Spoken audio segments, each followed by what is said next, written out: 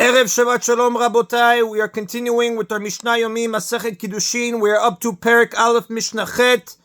Today's Mishnayot should be Leilu Nishmat Neria ben Svetlana Ranbai Eliyahu ben Burcha Israel of Chana bad Miriam Sason ben Rai and Yoshua ben Shifra Menuchatam began Eden Amen and Leavdi ben Chaim Nechaim v'de Refuah Shelemav Daniel Shalom ben Rosa Betoch Shah Chorei Israel.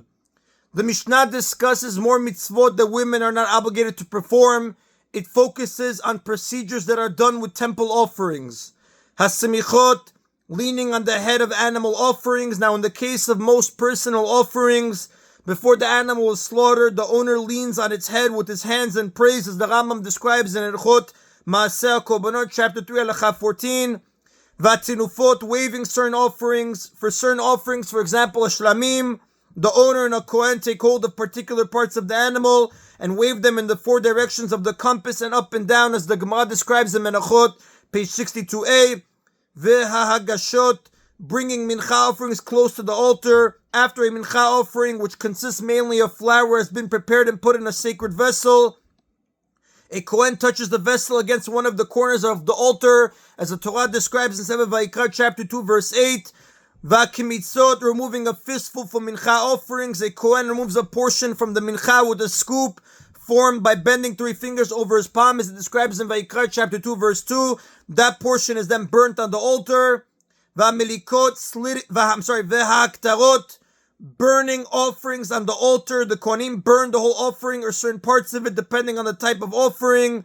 V'amilikot, slitting the neck of bird offerings. A bird offering is not slaughtered with a knife like shchita. Rather, a kohen slits its neck with his thumbnail in a procedure known as milika. V'hahazaot, sprinkling the blood of offerings.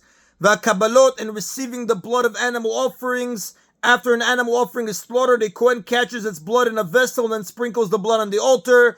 Noagin ba'anashim v'lo b'nashim. All of these rituals are done by men and not by women.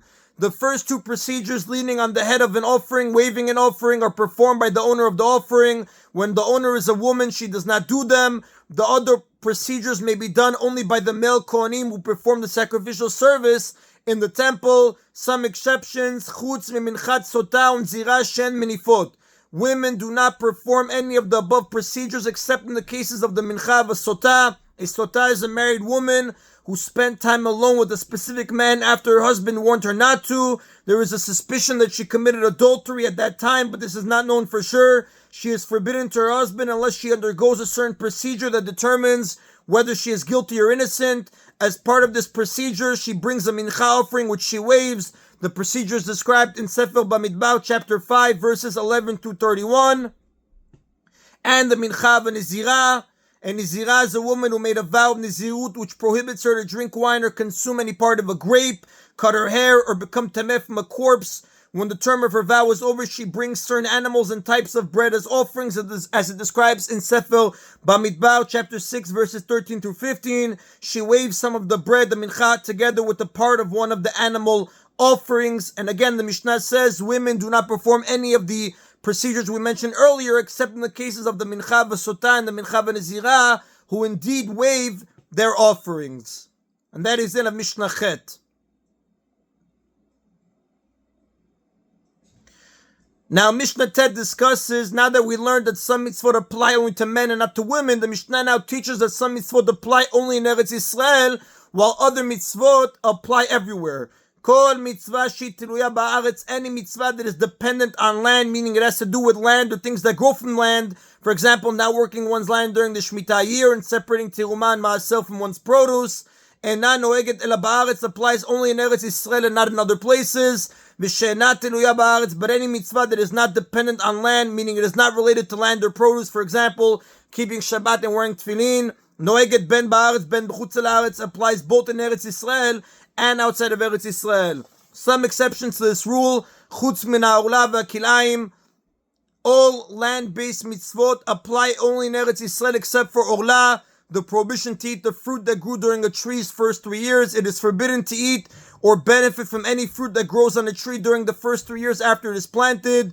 This fruit is known as orla, as the Torah describes in Sefer Vayikra, chapter 19, verse 23. The Mishnah teaches that the prohibition of orla applies even outside Eretz Yisrael. fruit that grows during the tree's 4th year, what we call netar reva'i, must be taken to Yerushalayim and eaten there. From the 5th year and on, the fruit may be eaten anywhere, as it describes in Vayikra chapter 19, verses 23 to 25. It is a matter of dispute whether these laws apply outside Eretz Yisrael, as Shulchan Aruch discusses in Yerodea, chapter 294, Halacha 7. And kilaim of the vineyard, the prohibition to plant grapes together with grain. It is forbidden to plant a mixture of 2 species of grain together with grape seeds. If someone does plant such a mixture, it is forbidden to eat or benefit from it in any way, as the Torah describes in the book of Dvarim, chapter 22, verse 9. There is another form of kilaim called kilaim of seeds, which prohibits planting any 2 species of seeds next to each other, as it describes in Vayikra chapter 19, verse 19.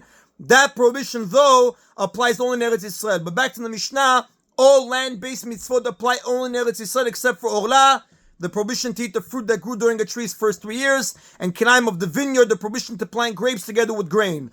Although these prohibitions involve things that grow from the ground, they must be kept even outside of Eretz Yisrael.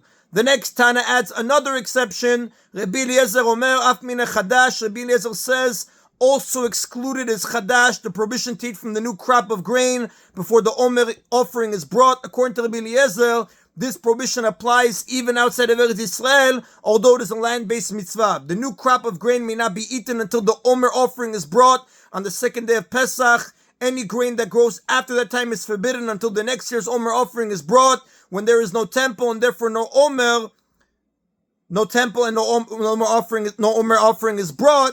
The new crop may not be eaten until the 3rd day of Pesach. And again, the Rav tells us, Rabbi Eliezer, the halacha follows the opinion of Rabbi Eliezer that this prohibition applies even outside of Eretz Yisrael, although it is a land-based mitzvah. And that is Rabotai of today's Mishna Yomi.